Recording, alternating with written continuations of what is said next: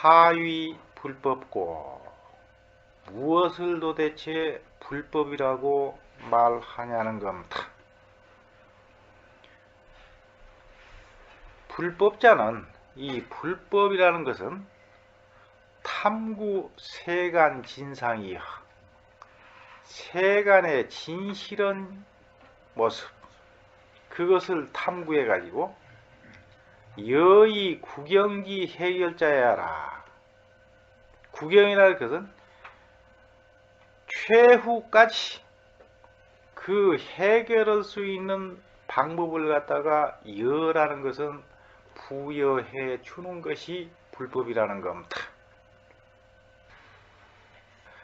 삼계 유정과, 유정이라는 것은 망상이 있는 것을 유정이라 그래요. 그러면 원래 유정식 그래야만 되는데 말이 기니까 식은 빼고 유정 그런 겁니다. 다시 말해서 식 그러면은 망상이라 이 말이요. 한 생각이라도 분별심이 붙은 사람은 전부 유정이고 중생이에요.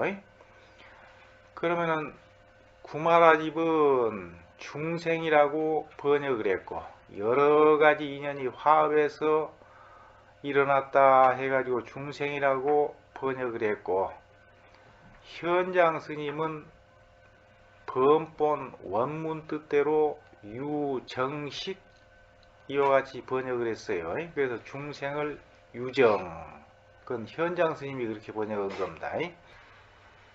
그러면은 유정과, 삼계에 살고 있는 유정과 급히 소위 근신기계를 및 이 삼계 유정이 의지하고 있는 근신이라는 것은 모든 유정의 몸뚱이, 우리의 몸뚱이는 두 가지 물질로 구성되어 있는 겁니다. 그 두 가지 물질이라는 것은 뭐냐? 근과 신이야. 근이라는 것은 지극히 청정하고 미묘해 가지고 해안이 아니면은 천안, 해안, 부처님 불안이 아니면은 볼 수가 없다 그래요. 그러면은 우리가 육근 했을 때에 제육, 의근은 시인법에 해당되는데, 전오근, 아니, 비설신, 전오근은 색법에 해당이 됩니다. 근데 그것을 청정색법이라 그런다 이 말이요. 근데 우리 육안으로는 볼 수가 없어. 그러면 이 몸뚱이라는 것은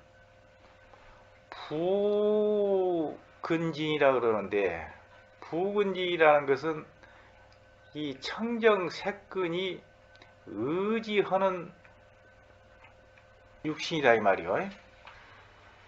그럼 우리가 생각을 할 때에 우리의 눈으로, 육안으로서 사물을 보는 게 아니에요. 이 우리의 육안을 의지하고 있는 안근으로서 사물을 보는 것이지. 무슨 얘기인지 이해가 되죠? 그뿐만 아니라 우리의 몸으로 감촉을 느낀다든가 귀로 소리를 듣는다든가 하는 거, 이걸로 듣는 게 아니라 이 말이요.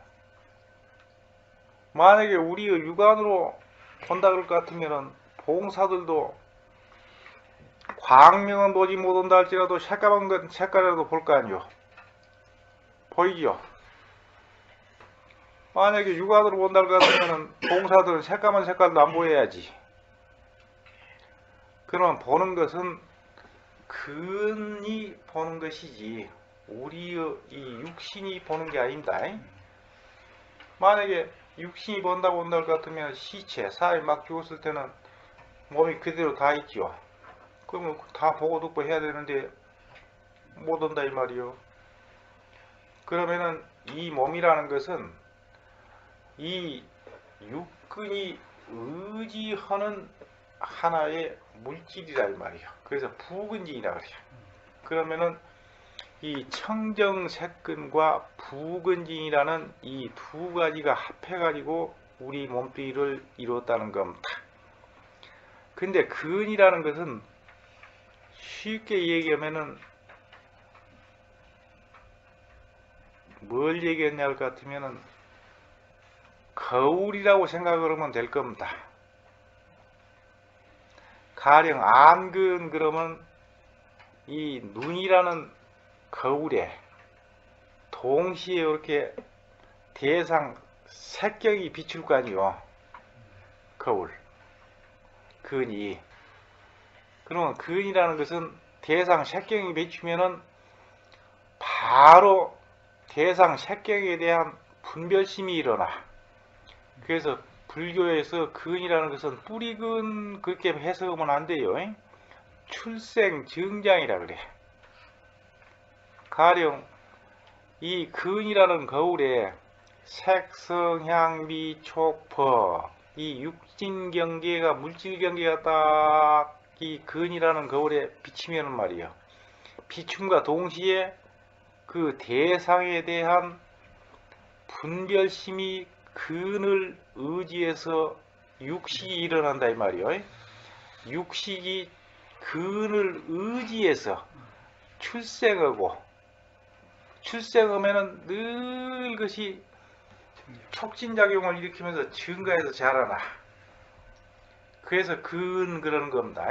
출생 증장의 뜻. 근데 뿌리 그래 보면 절대로 말이 안 되는 겁니다. 근데 출생 증장하는 것을 비유한다면 뿌리와 같다. 뿌리가 한번 딱 내리면 뿌리로 끝나는 거 아니죠.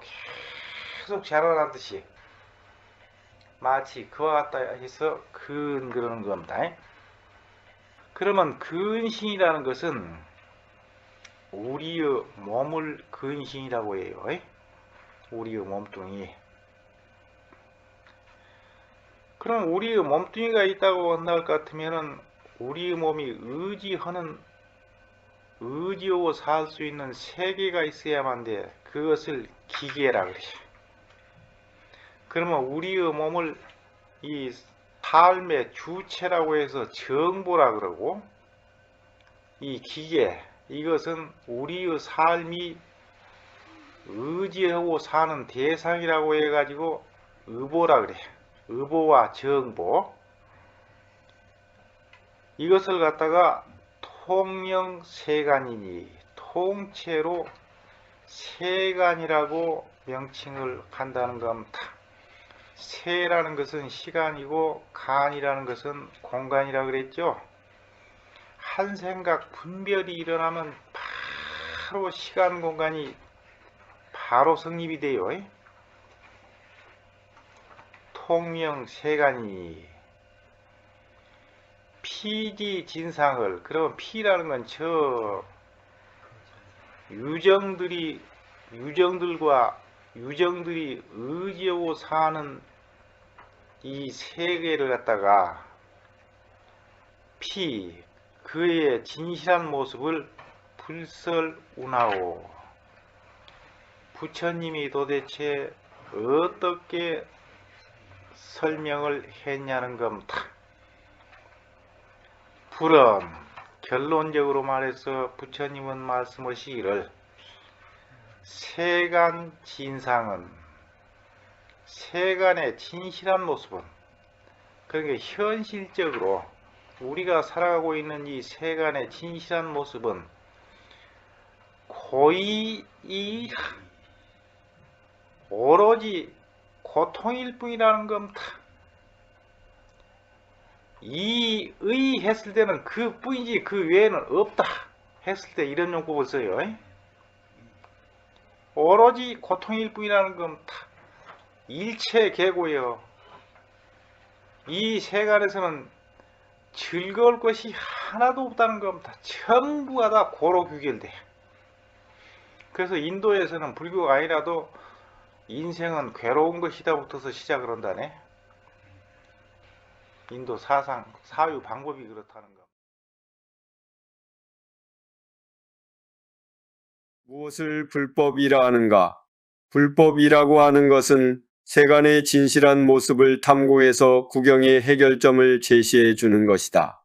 3계에 사는 유정들과 유정들이 의지하는 근신과 기계를 통괄적으로 세간이라 이름하는데 그 세간의 진실한 모습을 부처님께서는 어떻게 설하셨을까?